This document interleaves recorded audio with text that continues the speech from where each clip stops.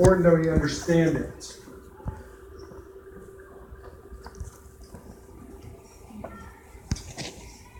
Now I stand up here, like I said, I am not an expert in economics. I don't expect you guys to be an expert in economics. But we're gonna understand a few of the basics about it, hopefully after today. So the more you export, the more you sell to other countries, the more money you'll have. So you want to sell more than you buy. That makes sense, doesn't it? We're all so busy writing.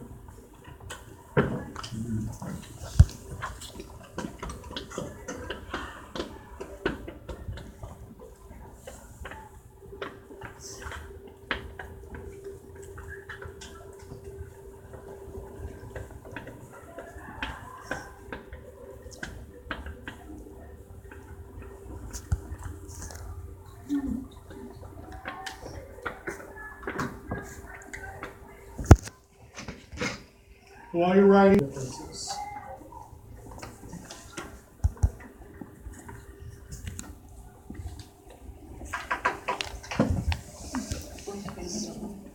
Over here, wealth is money or property. And you don't always have to have a lot of money to be wealthy, to be considered rich. Wealth is money or property.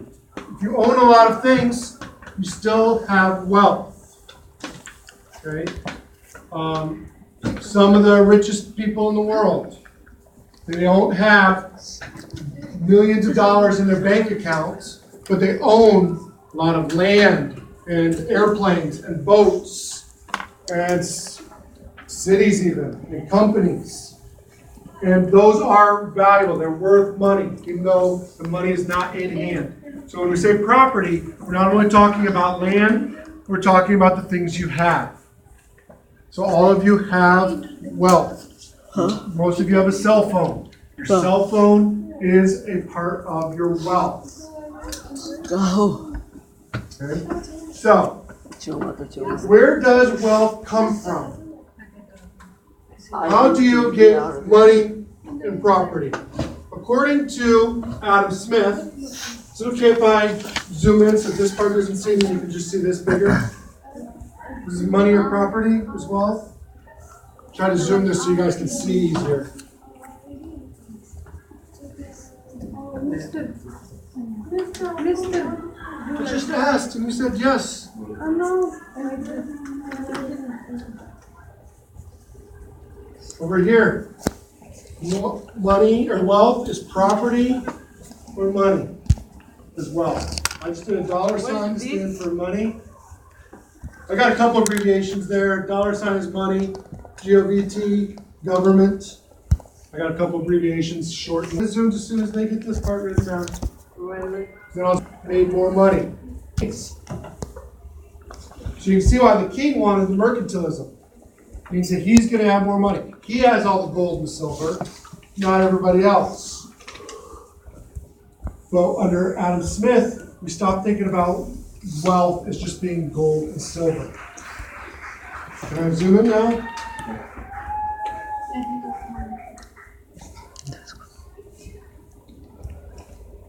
A little easier to see now.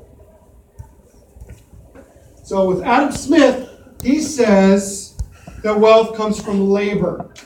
Labor is work. Any kind of work you do is considered labor. You taking notes right now is labor. That's your job right now, is to do school. Labor can be working out in the fields. It can be sitting at a bank, at an office, just signing your name. It's still work. It's still labor. So Adam Smith says that money comes from labor. It comes from work. And by making more goods, by making more things, and offering more services. So that's where money comes from. Not from gold and silver. If you remember in that little brain pop video, they had that shoemaker. If he makes 10 pairs of shoes this year, he's not going to make a lot of money, is he? Next year, he decides he's going to work harder. He's going to do more labor, more work. And he makes 10 million pairs of shoes. he's going to make a lot more money, isn't he?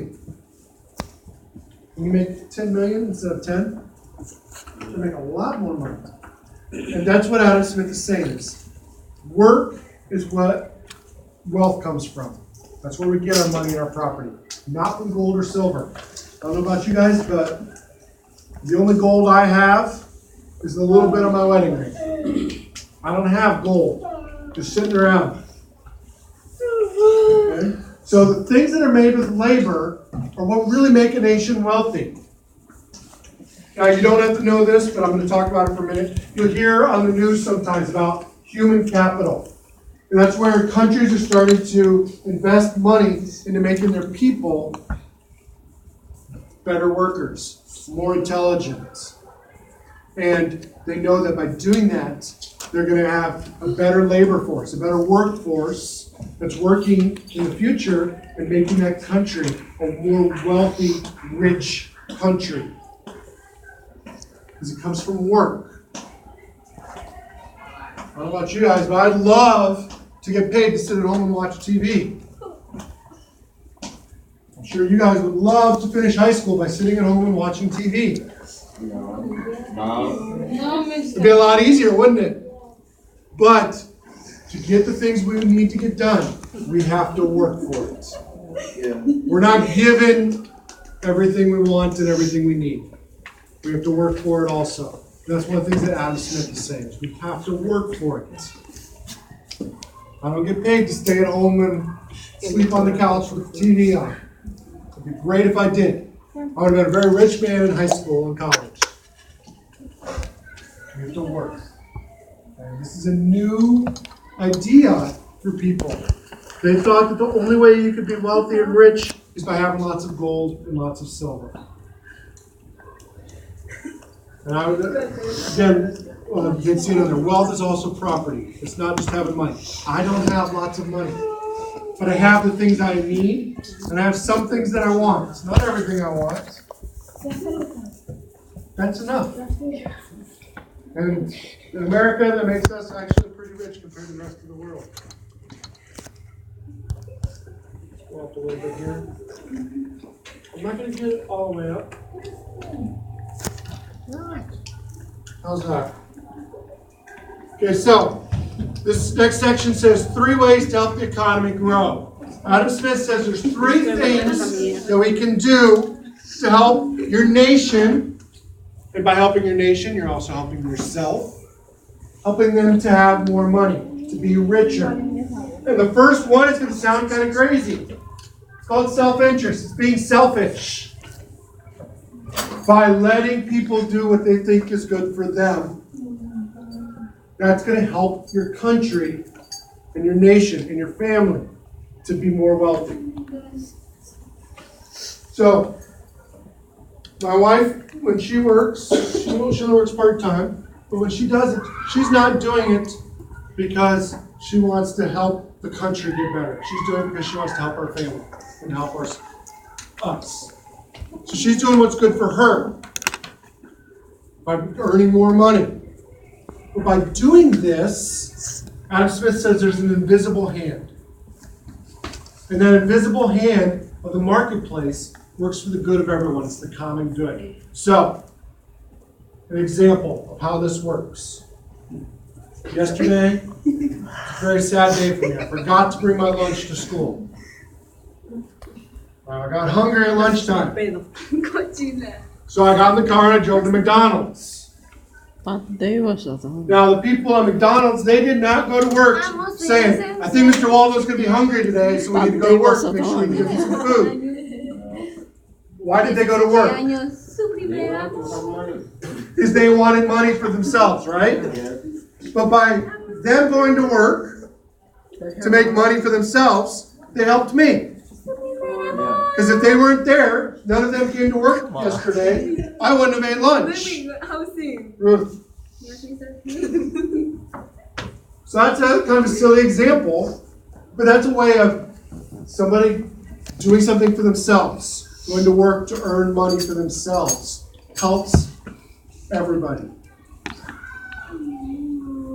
And then by me going and buying my sandwich, that helps the people that That helps McDonald's be able to pay the people to go to work to help their families.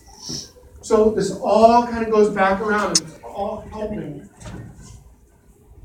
everyone. It's that common good idea.